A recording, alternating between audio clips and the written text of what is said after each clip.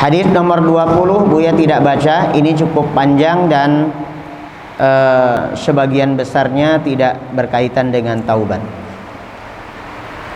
Untuk efisiensi, Buya langsung pada hadis nomor 21.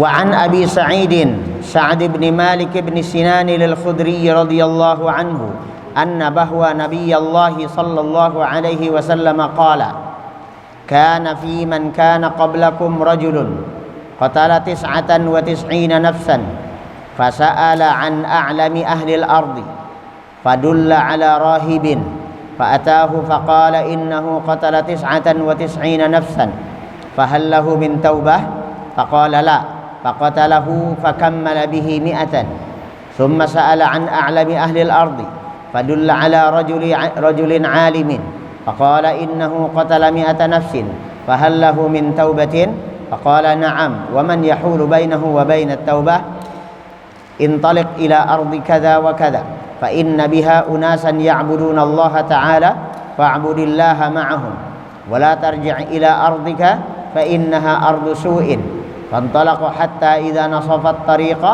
atahu al-maut faqtasamat fihi malaikatur rahmati wa malaikatul 'adzabi faqalat malaikatur rahmah jaa'a taiban muqbilan biqalbihi ila Allah ta'ala wa qalat malaikatul 'adzab innahu lam ya'mal khairan qattu fa'atahum malakun fi surati adamiyyin faja'aluhu bainahum ay hakaman faqala qisu ma bainal ardaini fa ila ayyatihima kana adna fahuwa lahu faqasu fawajaduhu adna ila al-ardi allati arada faqabadathu malaikatur rahmati muttafaqun alaih.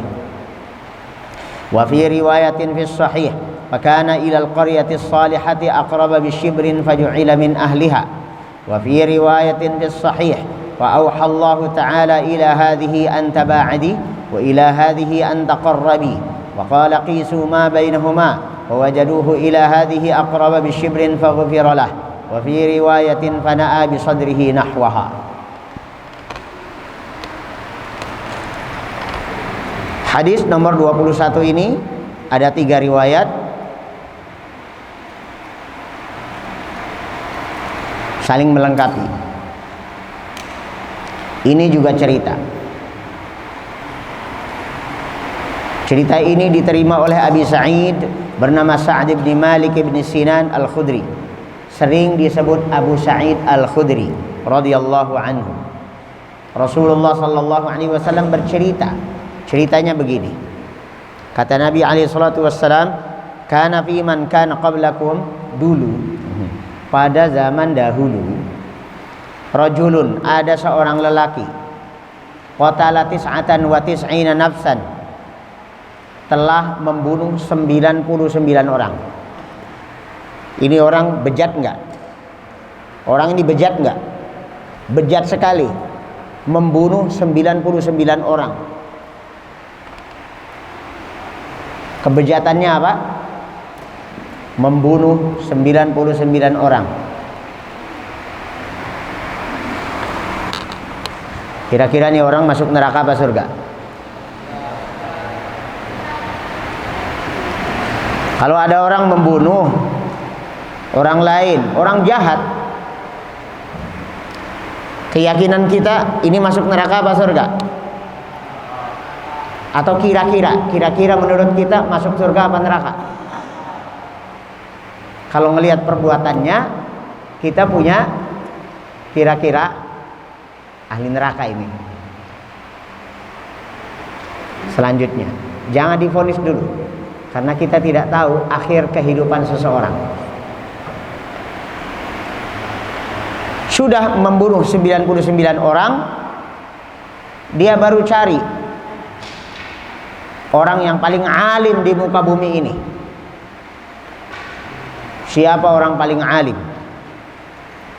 Lalu dia dapat petunjuk, fadulla ala rahibin, ditunjukkan, tuh ada seorang pendeta ahli ibadah,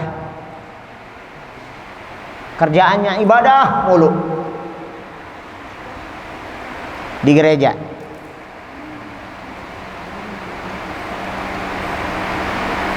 atau di kuil. atau sebutannya sinagog, orang Yahudi. Ini orang paling pinter agama. Lalu orang yang telah membunuh 99 orang itu tadi, dia bertanya, innahu qatala tis'atan wa tis'ina nafsan hal lahu min taubah. Saya sudah membunuh 99 orang. Pak Rahib, orang seperti saya sejahat ini nih masih bisa diterima nggak taubatnya kalau seandainya saya mau bertobat? Apa jawab Kong Rahib? Apa katanya? Loh, nggak mungkin. Orang sejahat ente udah membunuh 99 orang. Jahat banget kamu, nggak bakal diterima dah taubatnya. Oh, jadi nggak bakal diterima taubatnya? Gua bunuh juga nih orang. Wah, habis dah. Tadinya 99, sekarang rekornya jadi berapa? 100, genap 100. Masuk rekor pembunuh 100 orang. Selesai. N. Lah, buat apa saya bertobat kalau begitu, kalau nggak bakal diterima, ya kan? Tambah lagi aja udah 100 orang, genap udah. Berikutnya, jangan kemana-mana dulu, belum selesai. Faqatalahu fakammala bihi mi'atan. Setelah beliau bunuh, maka dia sempurnakan bunuh 100 orang. Tsumma sa'ala an a'lami ahli al-ardi. Dia belum puas. Nyari lagi siapa orang yang paling alim di bumi ini. Fadulla ala rajulin alimin. Lalu diberi petunjuk. Noh, datang sama orang itu tuh. Itu orang alim. Maka di sini bedanya antara orang yang ahli ibadah tapi tidak atas dasar ilmu dengan orang yang beribadah, ahli ibadah tetapi juga ahli ilmu. Ini bedanya. Kalau ahli ilmu bicara atas dasar ilmu. Begitu sampai kepada orang alim ini, dia cerita lagi, Pak Ustadz, saya ini orang jahat banget dah pokoknya. Nggak ada orang sejahat saya. Tenang dulu bang. Apa kejahatanmu itu? Gini bang. Saya ini awalnya sudah bunuh 99 orang. Terus saya cari orang alim. Saya tanya, kira-kira kalau saya ini bertaubat, diterima nggak taubatnya orang sejahat saya ini? Dia bilang nggak diterima. Bunuh sekalian. Udah. Jadi sekarang rekor saya pembunuhan 100 orang genap. Bagaimana menurut Pak Ustadz? Karena dia orang alim, jawabannya atas dasar ilmu. Memang siapa yang mencegah kamu bertaubat? Siapapun mau bertaubat, Allah terima taubatnya. Senang sekali sudah. Senang orang tuh, ya. Jadi orang sejahat saya ini masih bisa diterima taubatnya. Ya. Siapa yang bakal melarang kamu bertaubat? Bertaubatlah. Caranya begini, dikasih tahu lagi caranya. Bukan hanya diberikan kabar gembira bahwa taubatnya bisa diterima. Lebih dari itu, dia diberi petunjuk. Begini caranya bertaubat ya. Kamu nanti setelah ini nih, jangan balik lagi ke tempat tinggalmu yang dulu. Kenapa? Karena kalau tempat tinggalmu yang dulu itu daerah hitam, daerah jahat. Bagaimana tidak? Orang ini paling ditakuti, paling disegani, kepala geng, ya kan? Banyak pengikutnya. Nanti ada godaan lagi, bisa 101 orang yang terbunuh, ya. Nanti ada yang menyinggung perasaan dia lagi, apa? Kurang ajar, mati lagi orang, ya. Jadi caranya bagaimana? Kamu pindah dari sini. Jangan ada lagi kamu di situ. Pergi sana ke tempat di mana banyak hamba-hamba Allah yang taat. Sana kamu pergi. Hijrah. Akhirnya dia lari. Pergi jauh, menjauh menuju tempat yang ditunjukkan oleh alim tadi. Ini namanya hijrah. Hijratul makan, hijratul amal, dan hijratul amil sekaligus. Meninggalkan tempat yang biasa dia lakukan maksiat. Kedua, hijratul amal, dia tinggalkan kebiasaan dia membunuh. Yang ketiga, hijratul amil, dia tinggalkan komunitasnya, gengnya yang biasa mendukung dia untuk membunuh. Maka dia pindah ke tempat yang lebih kondusif untuk bertaubat kepada Allah Azza wa Jalla. Begitu di tengah jalan, meninggal. Belum sampai ke tempat yang dia tuju. Akhirnya 2 malaikat turun berseteru.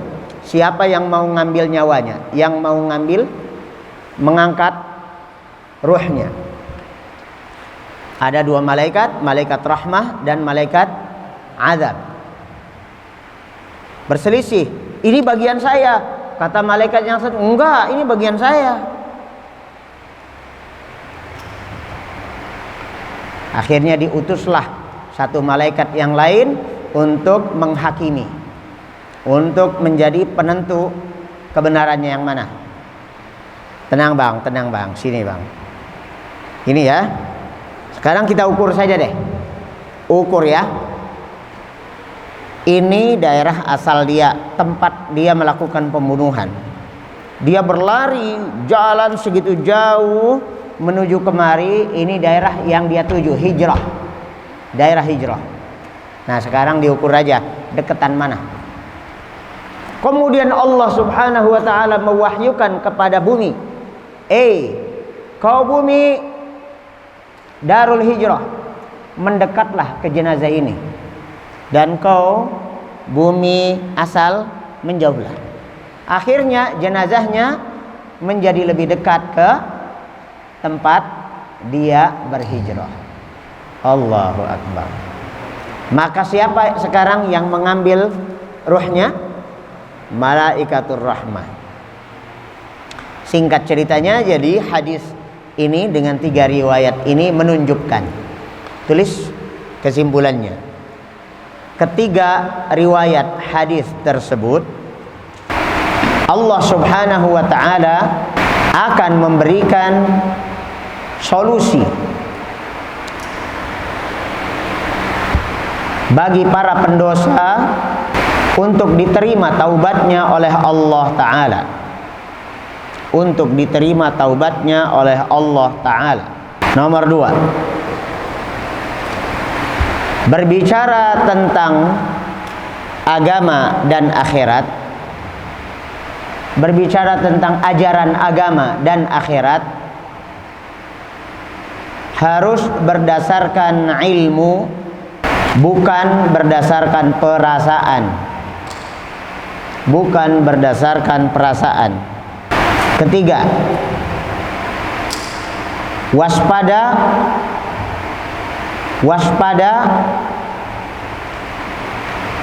kepada siapa kita mengambil ilmu tentang agama kita. Waspada kepada siapa kita mengambil ilmu tentang agama kita. Yang keempat, apabila Allah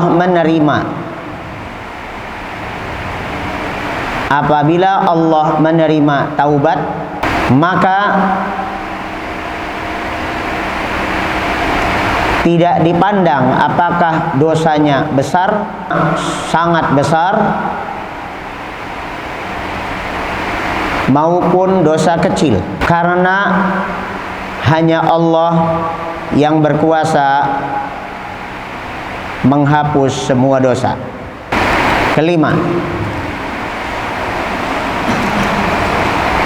hijrah, baik hijratul makan, hijratul amal maupun hijratul amil, akan menghapus dosa-dosa masa lalu.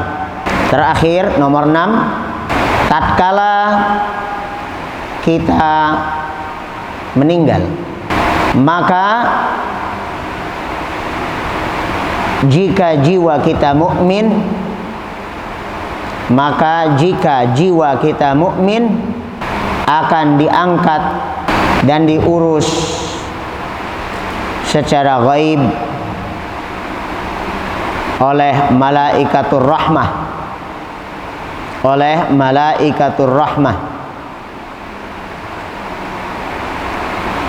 Sebaliknya, ruh kafir akan diangkat oleh malaikatul azab.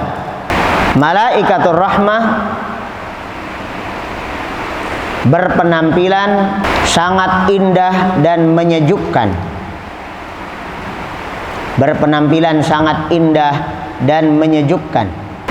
Aromanya sangat wangi dan tutur katanya lembut.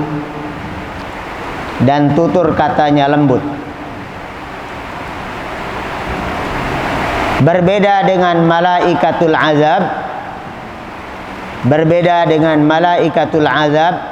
datang dengan bentakan keras, berpenampilan sangat menyeramkan,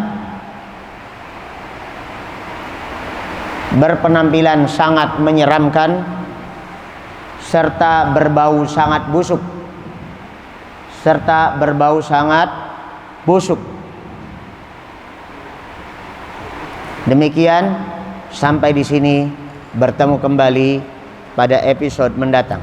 Subhanakallahumma wa bihamdik, asyhadu an la ilaha illa ant, astaghfiruka wa atubu ilaik. Assalamualaikum warahmatullahi wabarakatuh.